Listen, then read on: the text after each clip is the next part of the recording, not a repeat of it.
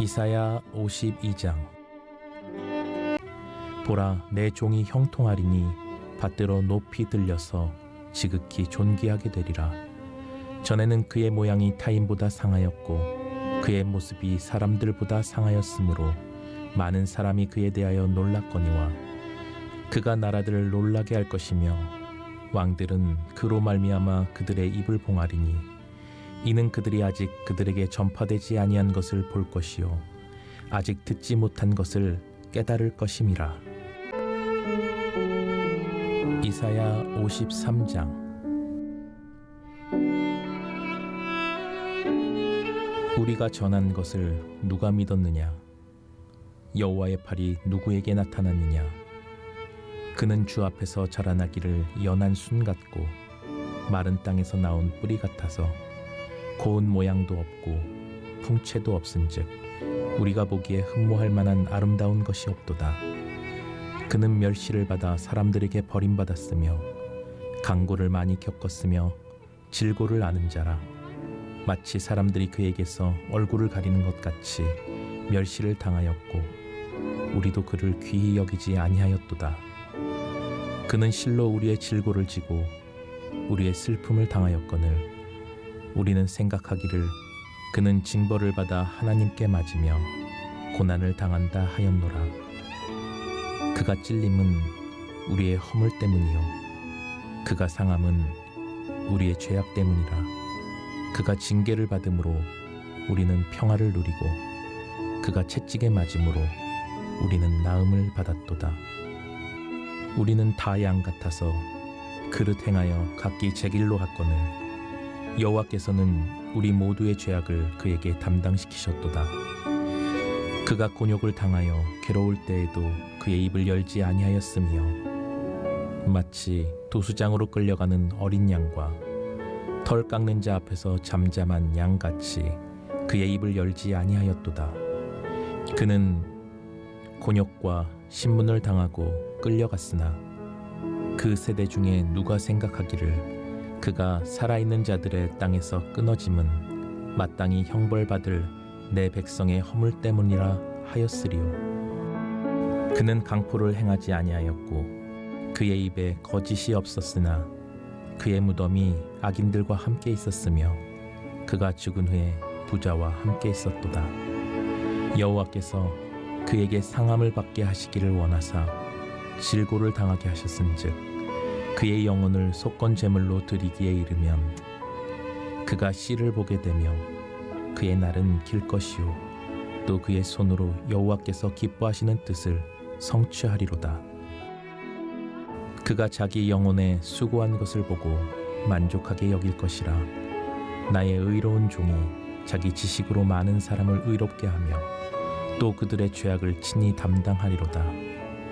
그러므로 내가 그에게 존귀한 자와 함께 몫을 받게 하며 강한 자와 함께 탈취한 것을 나누게 하리니 이는 그가 자기 영혼을 버려 사망에 이르게 하며 범죄자 중 하나로 헤아림을 받았음이니라.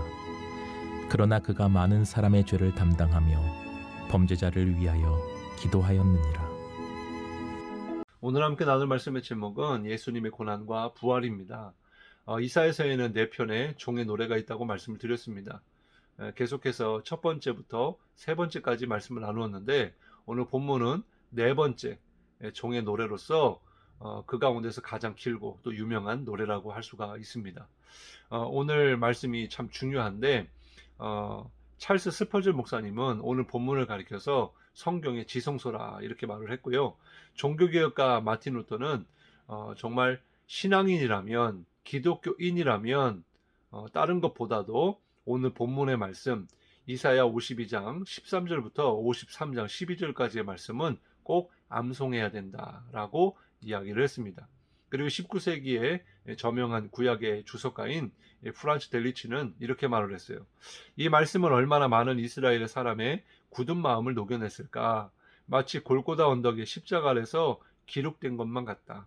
이는 구약 성경 전체 중에서 가장 중심적이며 깊고 고귀한 말씀이다. 그만큼 오늘 말씀이 참 중요한 말씀이고 우리 예수 믿는 사람들에게 얼마나 은혜가 되는 말씀인지 우리가 살펴보면서 함께 깨닫고 은혜 받는 시간이 되기를 간절히 소망합니다. 52장 13절, 14절, 15절에 보면 이 고난받는 종에 대하여 먼저 서론 부분에 이렇게 말씀하고 있어요. 보라, 내 종이 형통하리니 받들어 높이 들려서 지극히 존귀하게 되리라. 마침내 고난 이후에 있을 최후의 승리, 이 부활하여 하나님의 보좌 우편에 앉으사 영광을 받으시는 그런 모습을 먼저 선포하고 있습니다. 그리고 나서 14절 15절에 보면 그 고난받는 종의 모습을 설명해 주고 있어요. 근데 우리가 먼저 오늘 말씀을 살펴보기 전에 구약에서 하나님의 구원의 역사, 또 구원의 섭리, 그 구원의 방법이 어떠했습니까? 바로 하나님의 강한 팔로 이렇게 이적을 일으켜서 이스라엘 백성들이 430년 동안 종살이 하다가 이제 구원을 받고 애굽을 탈출했을 때 바로 하나님께서 그들을 구원하기 위하여 애굽에 재앙을 내리셨고 또 홍해를 가르셨고 또 그 홍해 가운데 뒤에서 쫓아오는 그런 수많은 적군들을 이렇게 수장시켜서 죽이시는, 그리고 불기둥과 구름기둥으로 인도하셔서 가나안 땅으로 들어가게 하시는 것이 바로 구원의 방법이었죠. 뿐만 아니라 죄악으로 인하여 바벨론에 끌려간 이스라엘을 구원하여 고국으로 돌아오게 하실 때에도 바로 하나님께서 앞에서는 먼저 행하시고 뒤에서는 호위하시는, 그래서 모든 것을 다 하나님의 능력으로 구원하시는 그런 모습을 우리가 살펴보았습니다. 그런데 오늘 본문에서의 말씀은 그 기대와는 달리 오히려 초라하고 또 정말 여호와의 종의 그런 고난을 통하여 구원을 이루시는 그런 말씀을 주고 있어요. 우리가 여기서 깨달을 수 있는 것은 바로 구원은 하나님께 있다라는 거예요. 구원의 섭리와 구원의 방법은 사람의 공로나 사람의 계획이나 사람의 생각으로 이루어지는 것이 아니고 하나님의 절대적인 그런 섭리 가운데 구원이 이루어진다라는 것입니다. 그 방법이 온 인류를 구원하기 위하여 바로 오실 메시아 예수 그리스도의 대속의 죽음을 통한 구원의 방법이었습니다. 우리가 누구든지 어떤 죄를 범했든지 바로 이 십자가의 대속의 은혜로 구원받게 되었음을 깨닫고 그 주님을 믿어야 할 줄로 믿습니다. 이 구원의 계획이요 예언되고 나서 700년이 지나고 예수님을 통하여 성취가 된 줄 믿으시기 바랍니다. 특별히 이사야 53장 11절에 보면 그가 자기 영혼에 수고한 것을 보고 만족하게 여길 것이라. 나의 의로운 종이 자기 지식으로 많은 사람을 의롭게 하며 또 그들의 죄악을 친히 담당하리로다. 이렇게 말씀해 주고 있는데 이 말씀을 자세히 들여다보면 복음 전체가 들어있음을 깨닫게 돼요. 죄 없는 희생제물을 통한 속죄, 그리고 오직 믿음을 통한 은혜로 얻는 구원, 예수님의 의로움이 전가됨으로 인해 의로워지는 칭의, 징벌적 대속에 의한 구속을 우리가 깨달을 수가 있습니다. 그래서 오늘 본문의 말씀은 복음의 요약뿐만 아니라 아주 복음을 명확하게 설명해 주고 있다는 것입니다. 그러면 오늘 우리가 본문을 통해서 먼저 그 고난받는 종의 모습, 예수님의 모습을 우리가 생각해 보기를 원합니다. 첫 번째로 2절 말씀해 보면 그는 주 앞에서 자라나기를 연한 순같이 자라났다. 그리고 마른 땅에서 나온 줄기처럼 아주 흠모할 만한 그런 것이 전혀 없다라고 말씀해 주고 있어요. 우리가 생각하는 예수님의 모습은 어떤 모습입니까? 성화에 보면 예수님을 아주 멋있고 또 흠모할 만한 그런 모습을 우리가 기억할 것입니다. 그런데 오늘 본문에 보니까 흠모할 만한 것이 전혀 없는 그런 모습이었다라는 거예요. 두 번째는 3절에 보니까 고난받는 종은 사람들에게 멸시를 받고 또 버림을 받고 고통을 많이 겪고 언제나 병을 앓고 있는 것처럼, 그래서 본문에 보면 멸시를 받아 사람들에게 버림받았으며 간고를 많이 겪었으며 질고를 아는 자라 그랬어요. 여기서 간고라는 것은 육체적 정신적 고통을 이야기하고 질고는 병, 약함을 이야기하는데 마치 예수님의 모습이 이렇게 정말 모든 사람들로부터 버림받고 천대받고 멸시받는, 그리고 병에 걸려서 너무나 약해져 있는 그런 모습을 보여주고 있습니다. 그래서 말씀해 보면 우리도 그를 귀히 여기지 아니하였도다. 아무도 예수님을 그렇게 소중하게 귀하게 여기지 않았다라는 것입니다. 그리고 5절 말씀해 보면 고난받는 종은 찔림을 받고 상처를 받고 채찍을 맞았다라고 말씀해 주고 있어요. 세 번째로 고난받는 종은 찔림을 받고 상처를 받고 채찍에 맞았다라고 말씀해 주고 있고, 네 번째는 7절 말씀에 그가 곤욕을 당하여 괴로울 때에도 그의 입을 열지 아니했다. 마치 도수장으로 끌려가는 어린 양과 털 깎는 자 앞에서 잠잠한 양같이 그의 입을 열지 않았다라고 말씀해 주고 있어요. 사실 예수님의 이 고난과 죽음은 사람의 생각으로는 굉장히 억울한 거죠. 왜냐하면 예수님은 전혀 죄가 없으시고 그렇게 로마의 사형 형틀에 달려 죽을 만한 그런 이유가 없었기 때문이죠. 정말 그 하나님의 구원의 그런 계획이 그 십자가의 대속이 아니었다면 예수님은 그러실 필요가 없었다는 거죠. 그만큼 억울하고 불평할 수 있을 만한 그런 사건이지만, 그러나 주님은 묵묵히 그 십자가를 지셨다는 것입니다. 아무 불평하거나 또 불만을 갖거나 또 억울함을 표시하지 않았다라는 거예요. 그리고 다섯 번째로 8절 말씀에 보면 그는 곤욕과 신문을 당하고 끌려갔으나 그 세대 중에 누가 생각하기를 그가 살아있는 자들이 땅에서 끊어짐은 마땅히 형벌받을 내 백성의 허물 때문이라 그랬는데, 예수님의 모습은 바로 종은 재판을 받고 이제 유죄 판결을 받는 그런 모습을 보여주고 있습니다. 그러면 왜 이렇게 예수님이 이러한 모습으로 고난을 받고 이렇게 십자가에 달려 죽으셔야만 했을까요? 10절 말씀에 보니까 여호와께서 그에게 상함을 받게 하시기를 원하사 질고를 당하게 하셨다 그래요. 이것은 전적으로 하나님의 뜻이었다라는 것입니다. 하나님이 원하셨다는 거예요. 이 종이 상함을 받게 하셨다는 것입니다. 그리고 두 번째는 사람들의 죄악을 담당시키시기 위하여 이렇게 십자가를 지신 것입니다.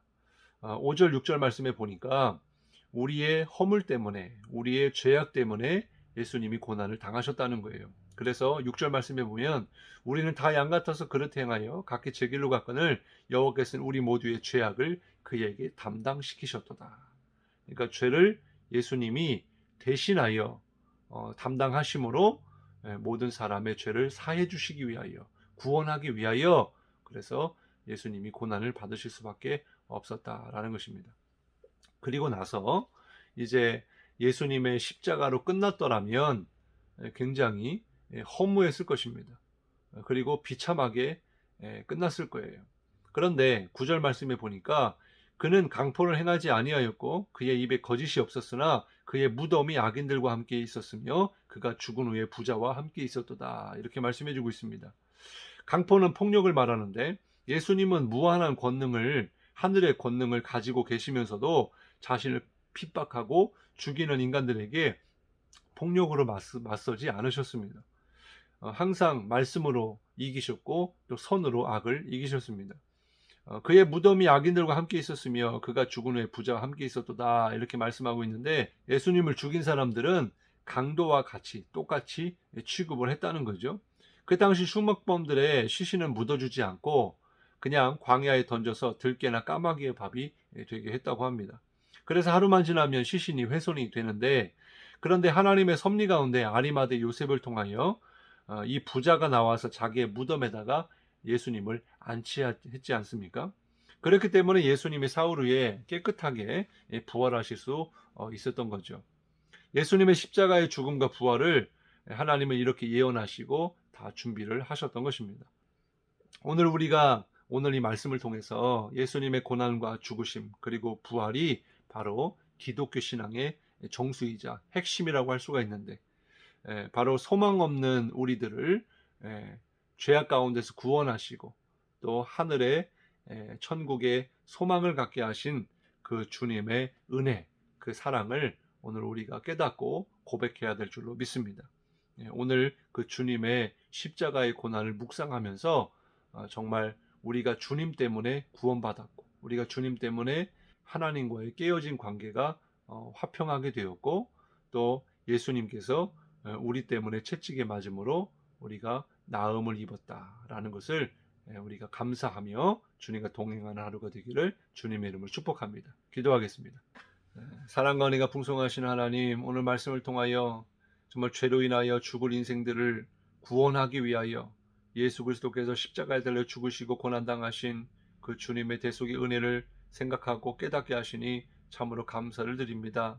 하나님, 정말 다시 한번 구원의 은혜와 감격을 회복하게 하시고 또한 그 주님의 은혜를 생각할 때마다 나의 죄악 때문에 아버지 하나님 고난당하신 그 주님이기 때문에 오늘 정말 죄짓지 아니하고 정말 말씀 가운데 주님과 함께 동행하는 복된 하루가 되기를 간절히 소망합니다.